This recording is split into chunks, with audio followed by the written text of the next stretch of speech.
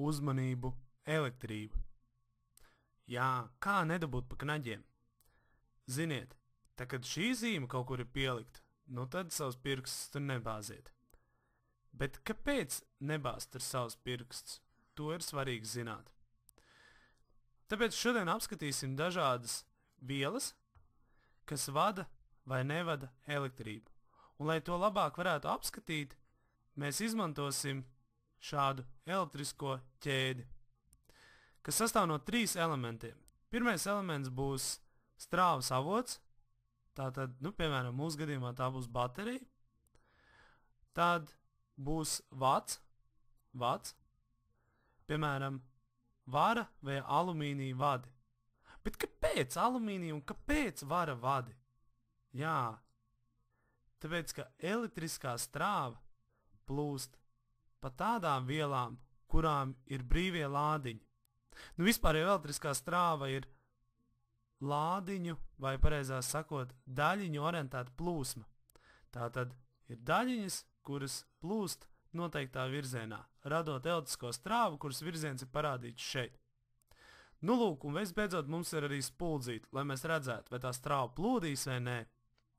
Un es esmu izdomājis, ka mēs varētu pārgriezt vadu. Mums izveidosies 2 vadu gali.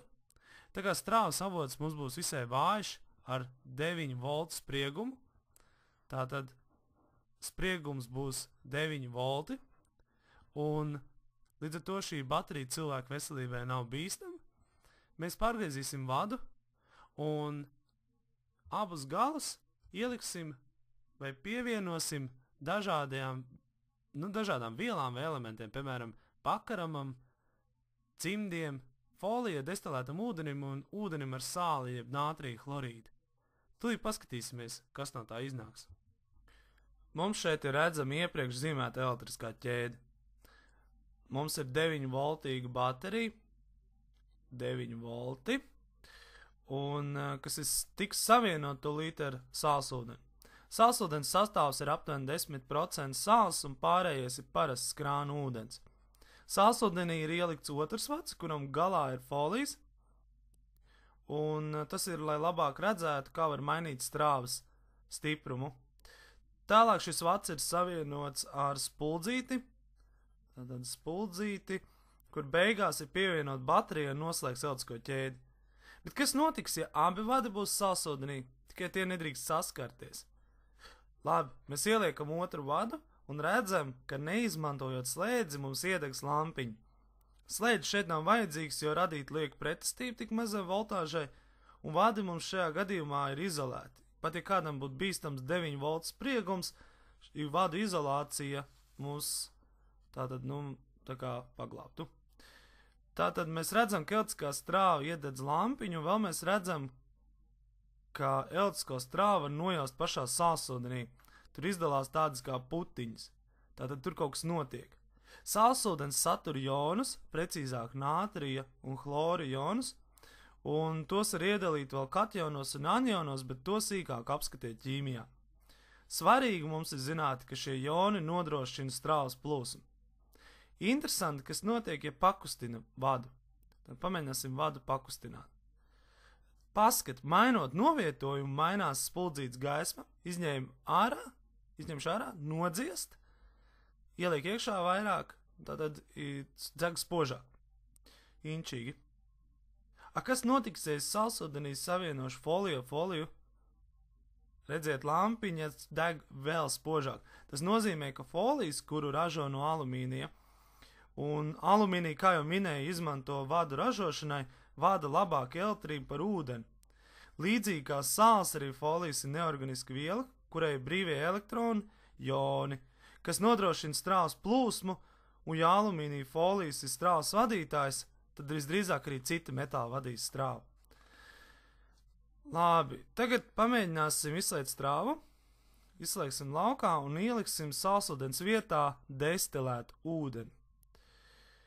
Tā, ielieku vienu vadu, tādu otru, ieliksim tūlīt arī otru vadu, un nedrīkst atkal saskarties. Abi vadi. Tā, un mēs it kā noslēdzam ķēdi, un starpā mums ir destilēts ūdens.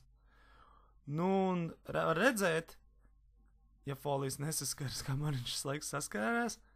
Tātad, ja folijas nesaskarās, tad strāva nevadīs.